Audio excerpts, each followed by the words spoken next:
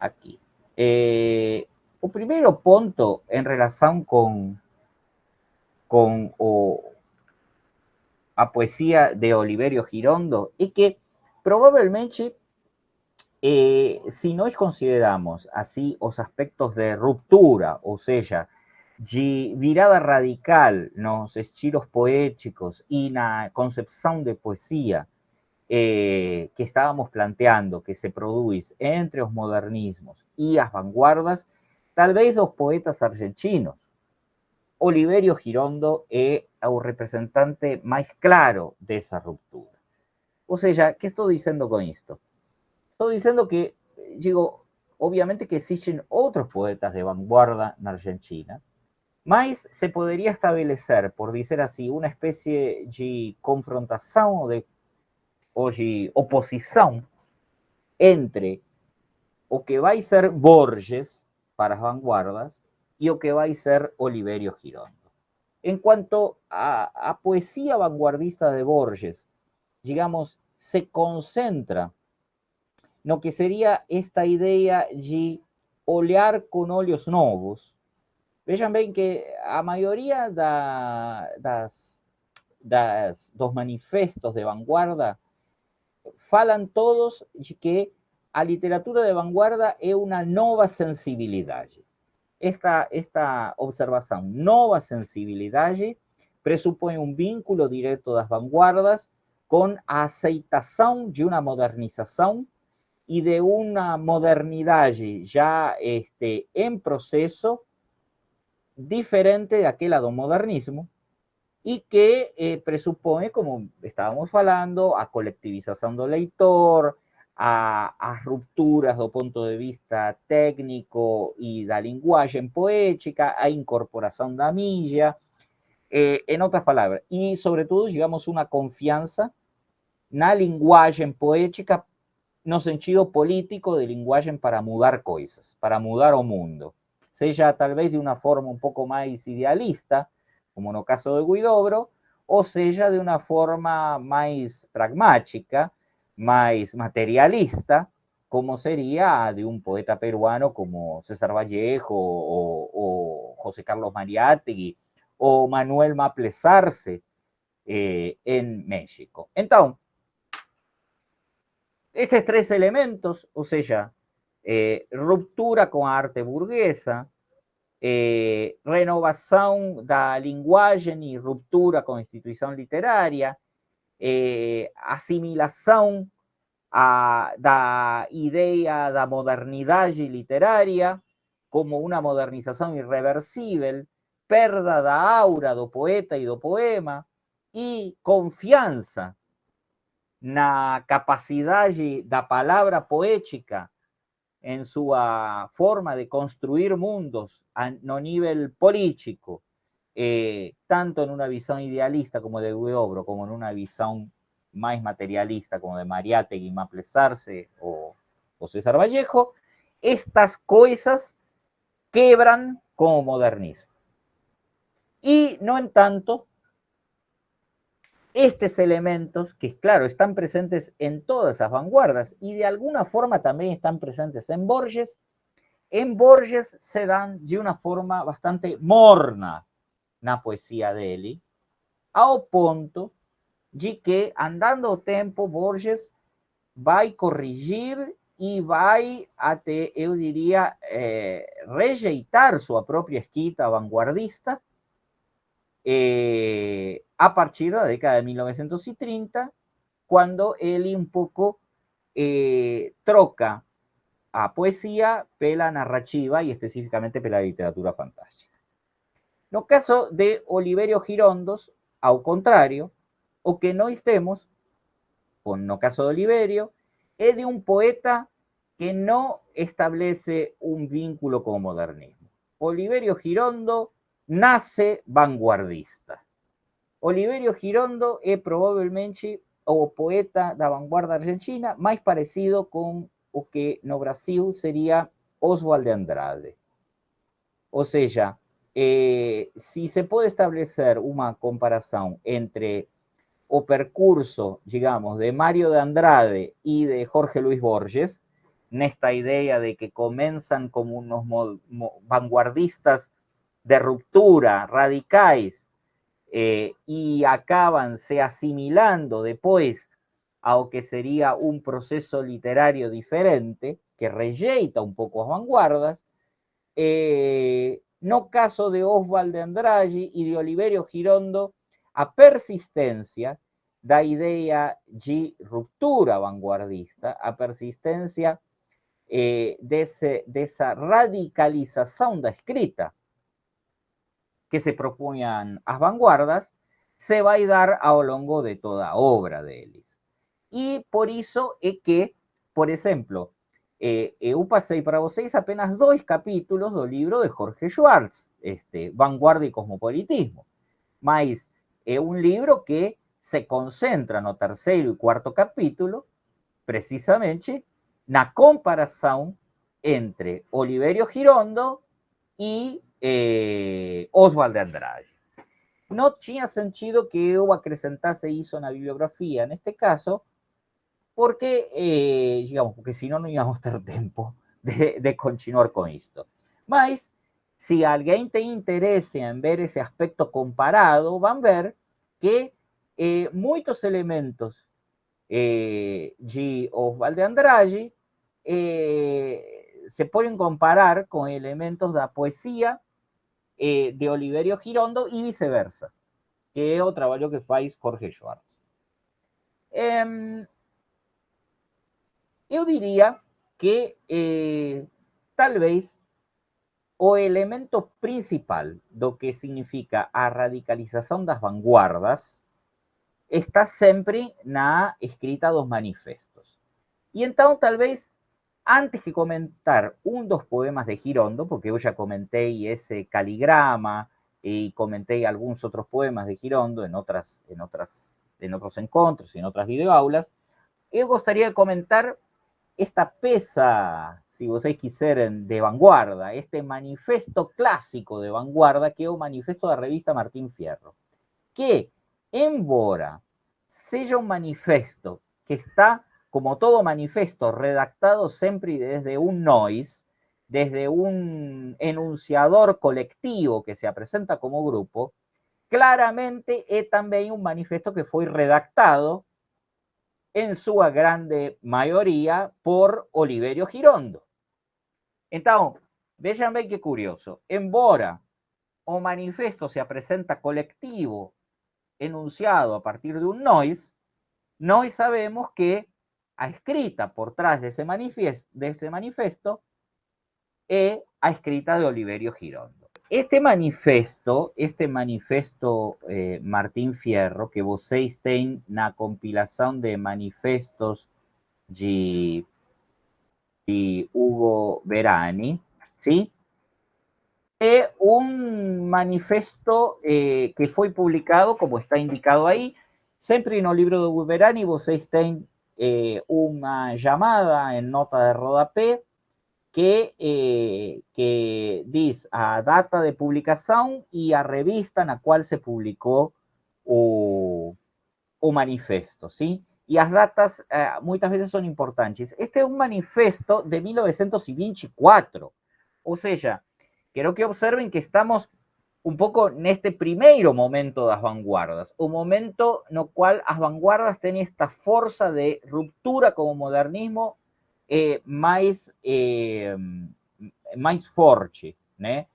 Então, este manifesto, por outra parte, segue, se vocês quiserem, o estilo do gênero manifesto, tal como é descrito por Viviana Gelado em seu livro, claramente seguindo a ideia de preparar, apontar fogo, ou seja, a ideia de um primeiro momento no qual se definen los enunciadores, o nois, os enemigos, y un segundo momento no cual se hacen as propostas, geralmente sempre afirmativas, asertivas, polémicas, y un terceiro momento que trata-se de un llamamento a acción o una convocatoria, na cual o que se pretende é provocar digamos, que a palabra provoque a vida, ¿no? Provoque acción, de cierta forma, segue a idea vanguardista de unir literatura y vida. Entonces,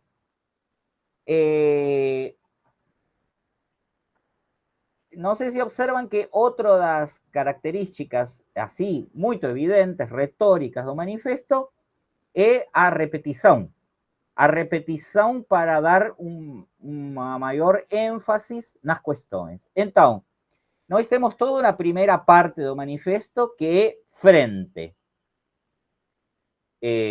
Ou seja, en otras palabras, a primeira cuestión do manifesto es definir contra qué estamos, ¿né?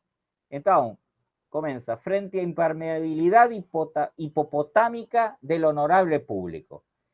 Vean bien que ahí, bueno, voy a hablar un poco en español, ¿no? Porque si no, en este primero parágrafo, ustedes ya, en esta primera línea que define o enemigo, ustedes ya podemos ver el recurso de la ironía y del sarcasmo, ¿no? O sea, un hipopótamo impermeable es el honorable público, con comillas, ¿no?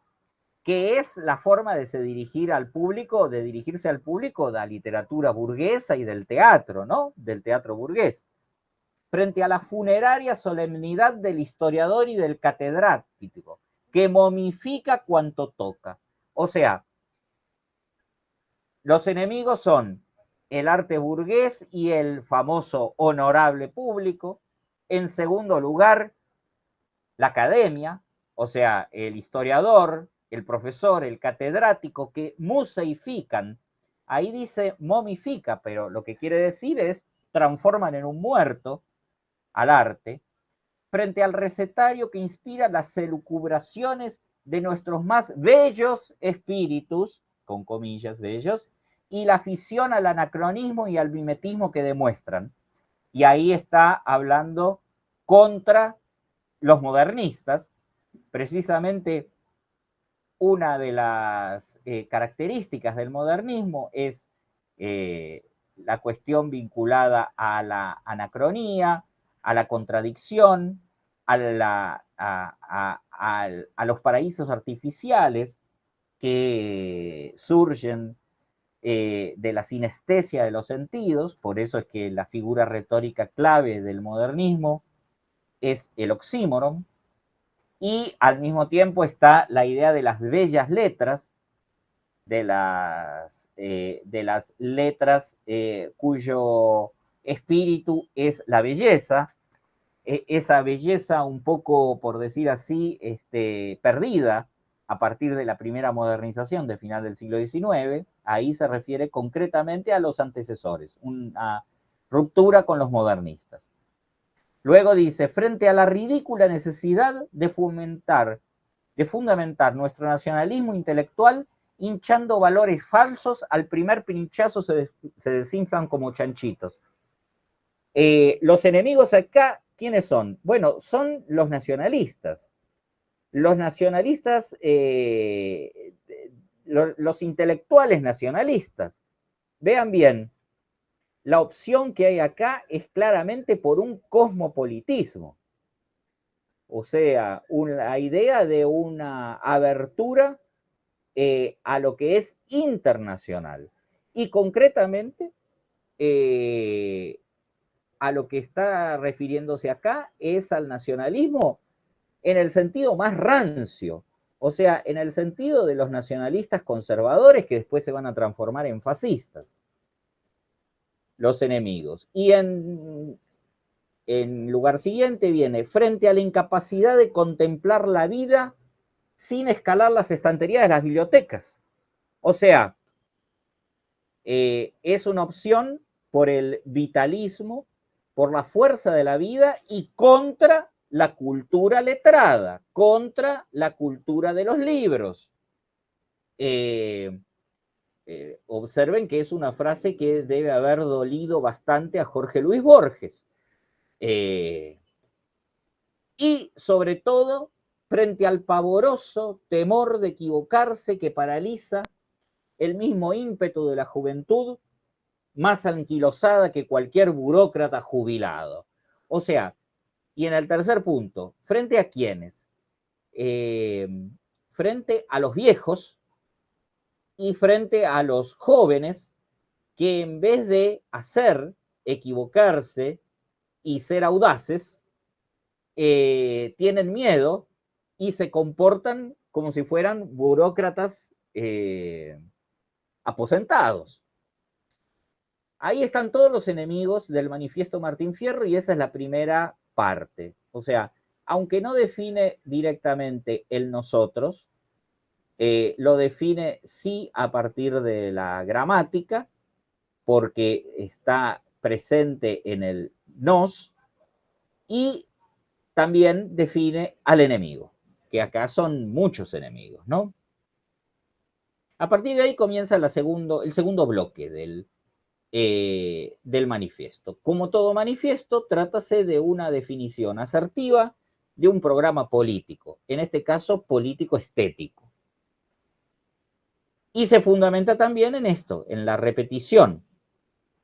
Aparece ahí entonces Martín Fierro, que es la revista, entre comillas, siente la necesidad imprescindible de definirse y de llamar cuantos sean capaces de percibir que nos hallamos en presencia de una nueva sensibilidad, de una nueva comprensión, que, al ponernos de acuerdo con nosotros mismos, nos descubre panoramas insospechados y nuevos medios y formas de expresión.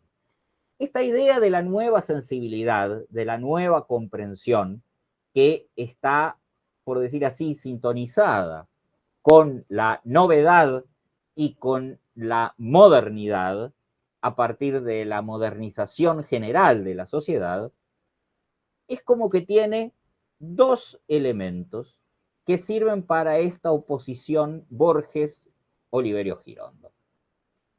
La nueva sensibilidad es entendida de dos formas diferentes por diferentes vanguardistas. Por una parte, tiene que ver, como en caso que está descrito aquí en el manifiesto Martín Fierro y como en el caso de la poesía de Oliverio Girondo, con la observación de lo nuevo, de la novedad. Es como decir, la nueva sensibilidad es la capacidad de ver todas esas novedades que aparecen con la modernización. Ya en el caso de Borges, esto es diferente. En el caso de Borges, si ustedes observan algunos de los primeros poemas de Borges, por ejemplo los de Fervor de Buenos Aires o Cuaderno San Martín, ustedes van a ver que los poemas no se concentran en las novedades de la modernización. No se concentran como los de Oliverio Girondo en el tranvía, en la industria, en las comunicaciones, en lo que es la gran cosmópolis que es la ciudad modernizada. Los poemas de Borges, curiosamente, se concentran en las cosas que están muriendo o que están desapareciendo debido a la modernización. Una carnicería, una calle que en algún momento no tenía casas y predios y conseguía verse el atardecer, como por ejemplo en el poema Último Sol en Villa Ortúzar. O sea, como diciendo, un atardecer en un barrio periférico donde todavía se puede ver el sol ocultándose en el horizonte, a pesar de que la ciudad está creciendo aceleradamente. O, por ejemplo, un aljibe, que es un pozo de agua, en las baldosas de un patio, de una calle o de una casa que está abandonada. En definitiva, la idea de nueva sensibilidad, desde el punto de vista de Borges, no pasa por ver las cosas nuevas o la novedad, sino mirar con nuevos ojos, o sea, olear con novos óleos, como él dice en varios de los manifiestos que están antes de del manifiesto Martín Fierro, ¿no? O sea, las cosas son nuevas o es la mirada, la sensibilidad, la que hace eso nuevo. Claro que es un poco como el huevo y la gallina, ¿no? ¿Qué es lo que viene primero? Lo que ocurre es que tanto la idea de nueva sensibilidad como a partir de la idea de la capacidad de percibir y de expresar la novedad. Y la nueva sensibilidad como la capacidad de mirar con ojos nuevos lo que es viejo, de mirar con ojos nuevos lo que ya está fenecido o está en tránsito de desaparecer, se oponen radicalmente y crean una de las contradicciones básicas de la vanguardia, que es también la contradicción entre Borges y Oliverio Girondo, y que es también, por ejemplo, la contradicción entre Vicente Huidobro y Pablo Neruda. O, no, en el caso de México, la contradicción entre Maples Arce y los vanguardistas del estridentismo y la revista Actual y los vanguardistas de la revista Contemporáneos. En este caso, en el caso del manifiesto de la revista Martín Fierro, acá la elección, por todo lo que sigue después, es claramente la de la idea de que la nueva sensibilidad es mirar la novedad, tener la capacidad de captar lo nuevo, fuera de la mirada.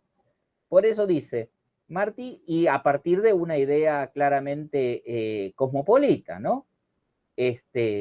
Vinculada a la idea de, y lo dice directamente, nuevos medios, nova media, nuevas formas de expresión. Y sigue, Martín Fierro acepta las consecuencias y responsabilidades de localizarse, porque sabe que de ello depende su salud, instruido sus antecedentes, de su anatomía, del meridiano en que camina, consulta el barómetro, el calendario antes de salir a la calle a vivirla con sus nervios y su mentalidad de hoy. Vean bien que cosmopolitismo no implica no estar situado, localizarse. El cosmopolita es un ciudadano del mundo internacionalista, lo que no significa que eso sirva para despreciar los usos de la vida y la vida cultural y social del entorno en el cual vive, que es un poco lo que ocurría con los modernistas, que por eso eran acusados de europeizantes. O sea, los modernistas de alguna forma tenían digamos, una cierta sospecha en relación con la aceptación de lo vernáculo, de lo autóctono.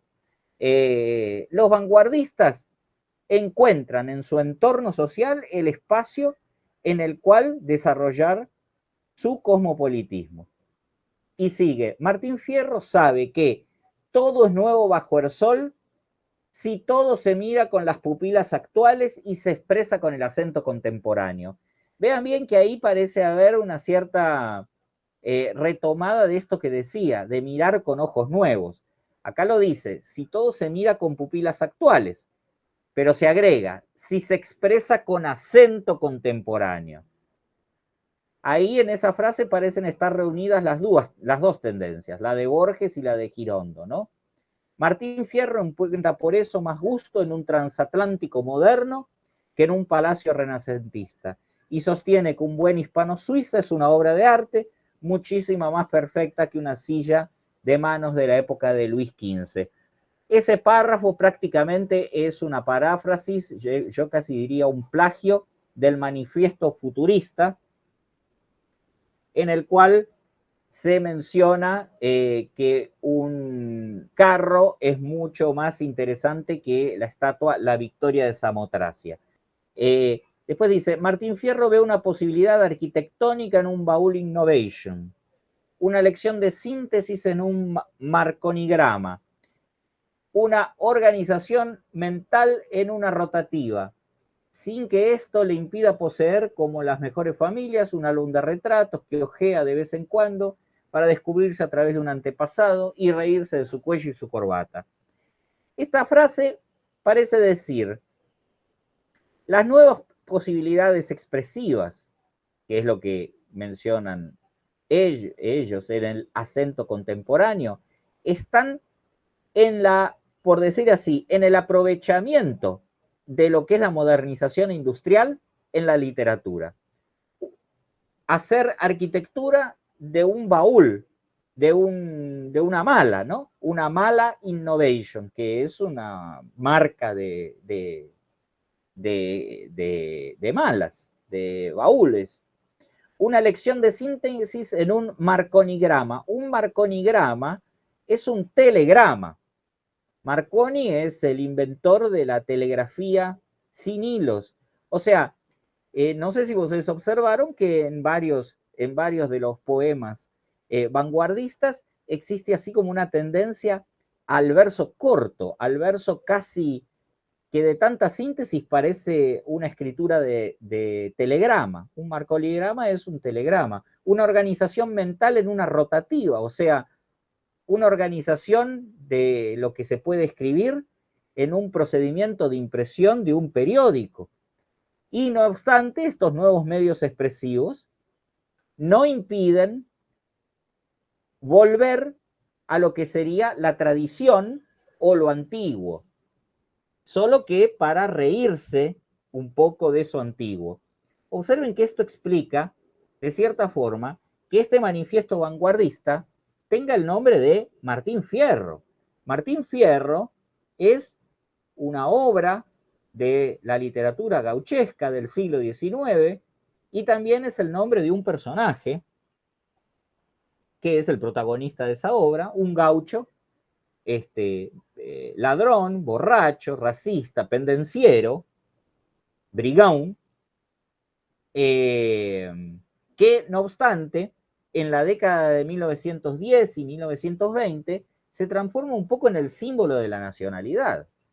Entonces, la elección de el nombre Martín Fierro para la revista está explicada en este fragmento, en el sentido de que hay una ambivalencia.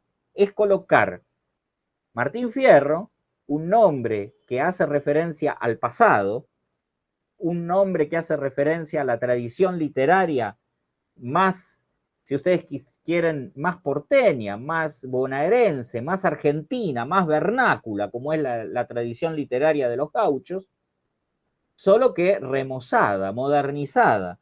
Este es un gaucho que ya no es más un gaucho, es un gaucho cosmopolita.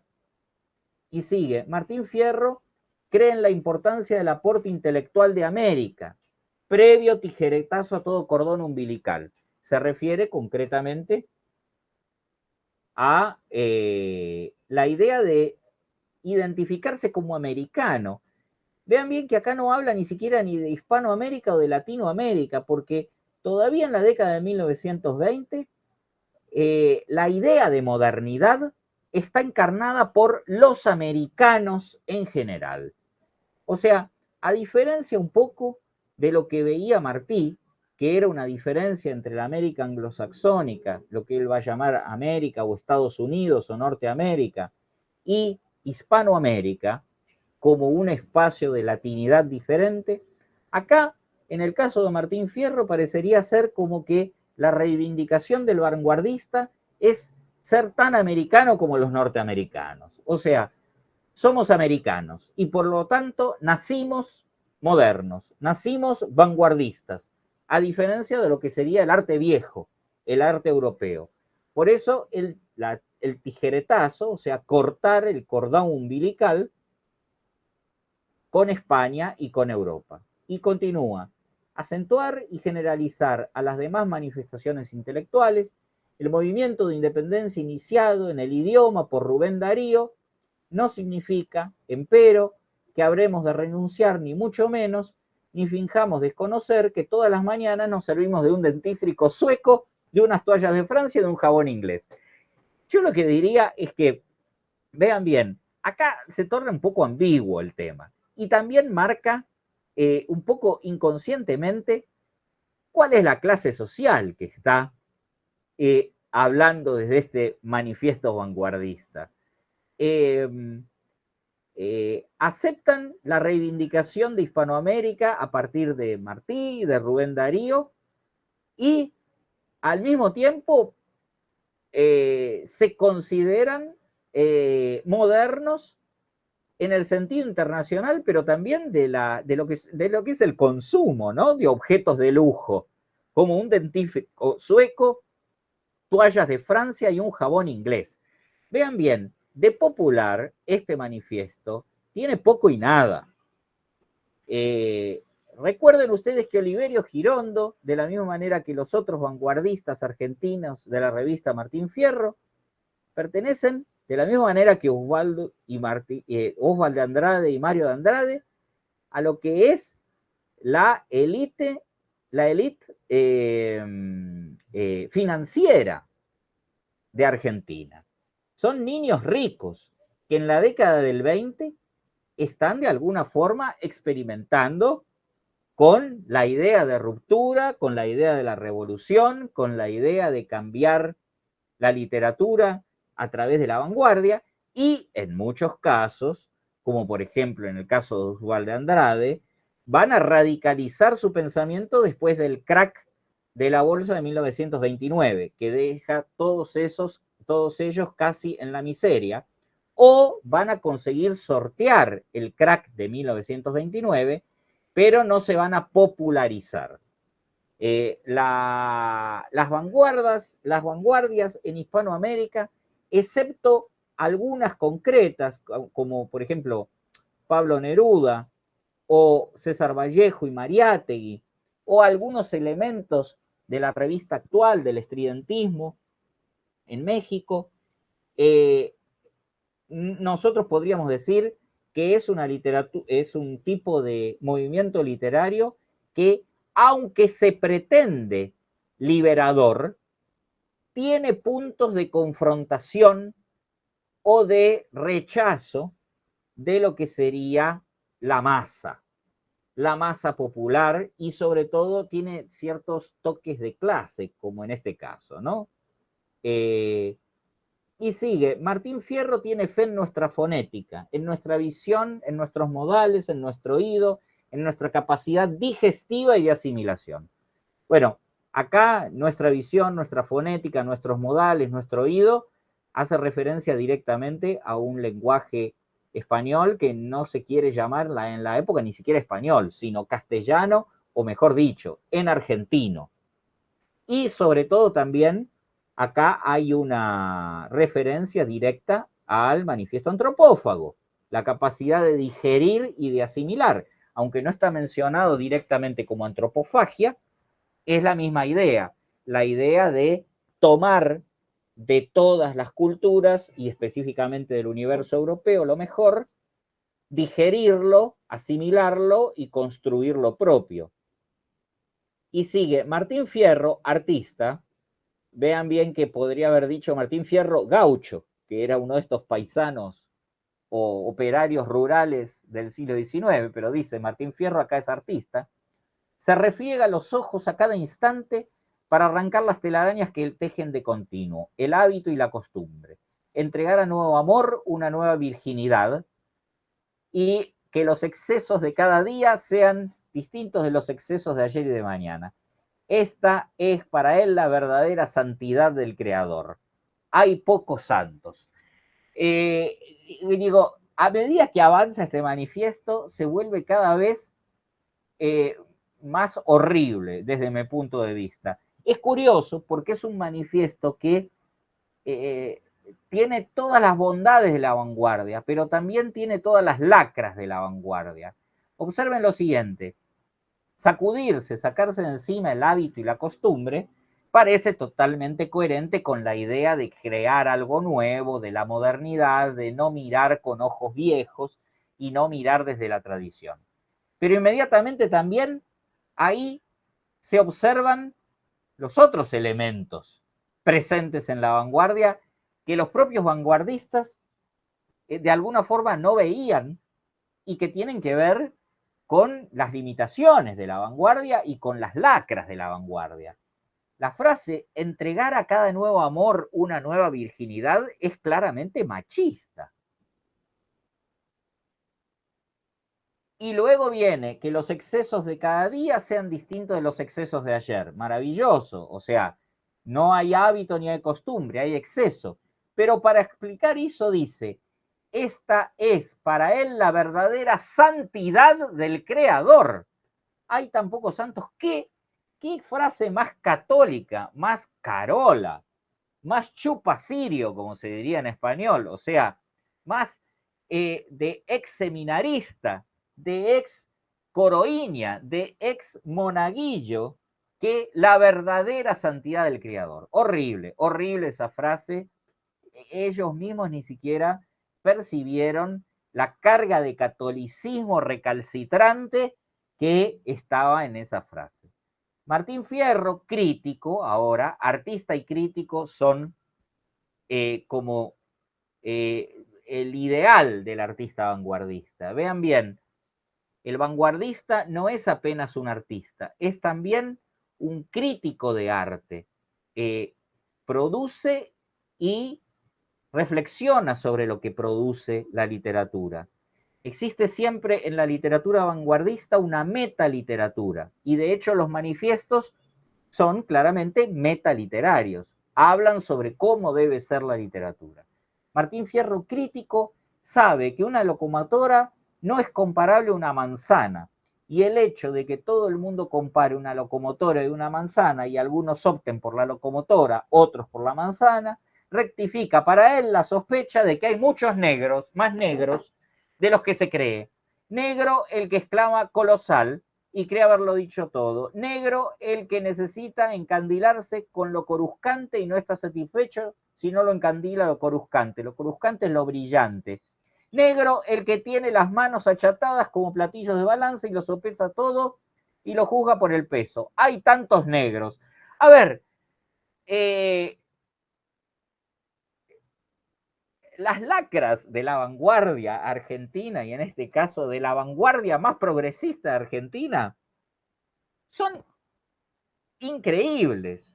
O sea, el discurso racista claramente colocado en relación con los negros, que asocia al negro con lo cafona, que asocia al negro con lo popular, que asocia al negro con las comparaciones literarias que consideran de mal gusto, como la locomotora y la manzana, por su absurdo, etcétera, es explícita.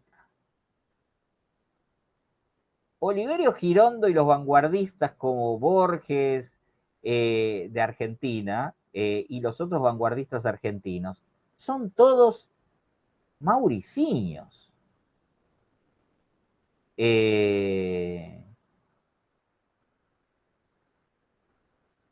Encuentran en lo popular una forma de vitalizar y de modernizar su literatura.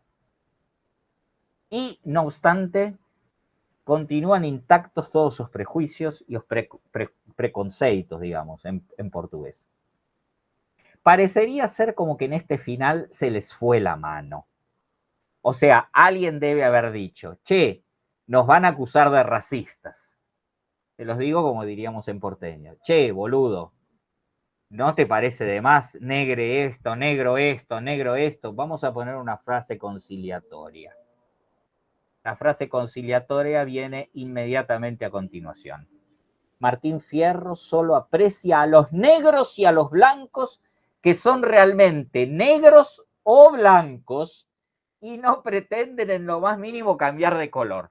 Algo así como, discúlpenme, cada uno en su lugar.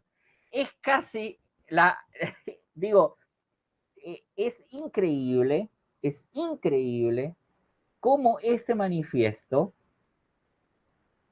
es leído durante décadas como un manifiesto progresista de vanguardia, cuando tiene claramente esta frase final que es prácticamente la definición de la segregación racial.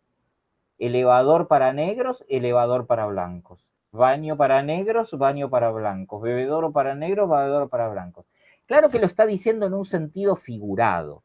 Básicamente lo está diciendo en el sentido de que Martín Fierro se opone a lo que es el arte de lo que llamaríamos en español mersa, la mersada, el populacho, la negrada, los cabecitas negras, la mulatada, el pardaje, o sea, todas formas despectivas de llamar a las masas populares, sean del color que sean. Es muy extraño este manifiesto. Está muy bien redactado y es una linda pieza de guerra retórica, de guerra verbal, de guerra literaria, si ustedes quieren. Y al mismo tiempo es una pieza también muy criticable desde otros puntos de vista. Esta lectura que les estoy haciendo del manifiesto Martín Fierro, del cual participó Oliverio Girondo, es una lectura que solo se hace recientemente.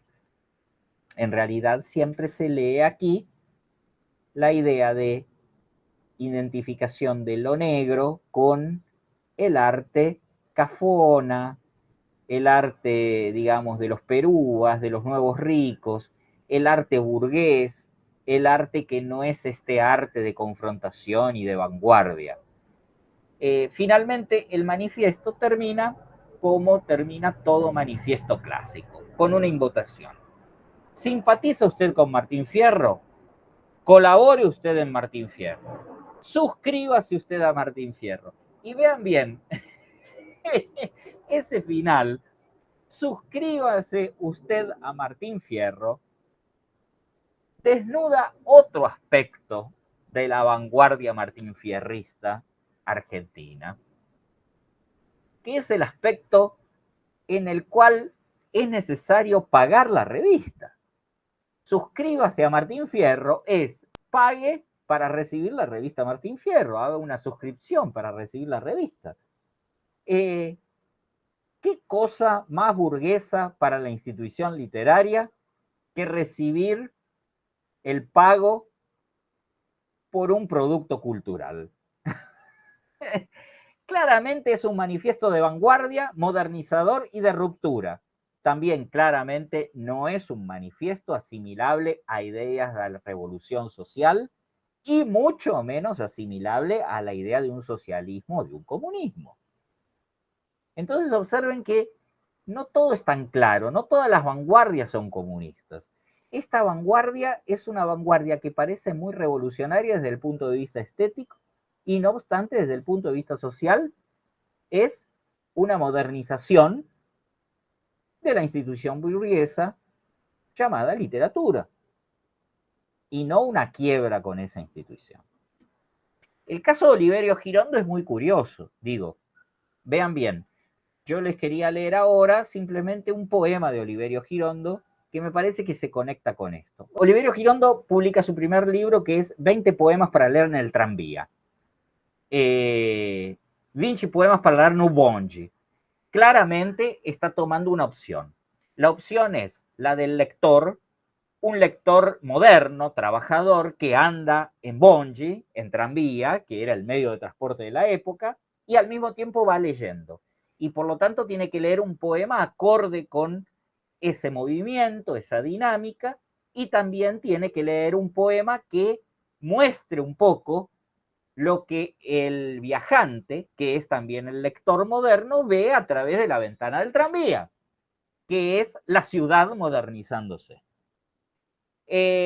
Poco después, ya después del manifiesto Martín Fierro, Oliverio Girondo publica Espantapájaros. Espantapájaros sería como espantalho en portugués. Y Espantapájaros es un libro que ya elabora mucho más la ruptura vanguardista. Y acá viene el dato interesante. La presentación del libro de Oliverio Girondo de Espantapájaros no es en una librería. No se hizo en una librería o en un salón. Se hizo en el medio de la calle porque Oliverio Girondo alquiló un coche y colocó un espantapájaro gigante arriba del techo del coche y salió a la calle a difundir su propio libro. O sea, vean el acto vanguardista de salir a la calle, colocar el espantapájaros arriba del coche, pero también vean la relación que Oliverio Girondo tiene con la publicidad. O sea, por una parte, saca a la literatura de la librería, de la biblioteca, pero cuando la lleva a la calle, invierte dinero. Invierte dinero para obtener dinero en la compra. En otras palabras, hace propaganda, hace publicidad. Entonces, los gestos vanguardistas muchas veces son ambiguos en algún punto en relación con la evaluación de su fuerza cuando pensamos en la lucha de clases. Sacar la poesía a la calle no necesariamente es un acto de lucha de clases. Puede significar un acto de legitimación de un discurso claramente capitalista, como es la publicidad. No obstante, los poemas de Espantapájaros son extraordinarios, ¿no? El poema 21, que a mí me gusta mucho precisamente porque muestra la capacidad de Girondo de navegar en lo que serían los registros poéticos y en este caso de trabajar la prosa en términos poéticos, o sea, trátase de una prosa poética. Se podría versificar esto, pero la forma que le da Girondo es la de la prosa, y por lo tanto el ritmo poético está incluido dentro de la prosa, y en esto sigue un poco la tradición iniciada con Baudelaire en los cuadros parisinos de los pequeños poemas en prosa, los pequeños poemas en prosa de Charles Baudelaire. Y aquí entonces viene este poema 21. Todo el poema, como les decía, es una invocación, es como deseos. Casi se le podría poner al poema un título, que sería malos deseos. De la misma manera que alguien cuando está enfermo dice que te mejores, que te vaya bien, que la pases lindo, que estés acá, que lo disfrutes, que sea con salud, en portugués, melhoras, tomar ese jabón, que vayas con Dios, etc. El poema todo también es que, en, que, más, muchas veces, subjuntivo. Que tal cosa, ese que introduce el subjuntivo que va hacia el futuro y también tiene la función del deseo, igual que el subjuntivo en portugués. Y entonces, curiosamente, todos los deseos, todas las cosas que anuncian, que se esperan que te pasen al leer este poema, son todas cosas horribles. Que los ruidos te perforen los dientes, como una lima de dentista, y la memoria se te llene de herrumbre, de olores descompuestos y de palabras rotas. Observen, eh, no es apenas un dolor físico, como el de un dolor de dientes con una lima de dentista, sino también un dolor mental, si quieren.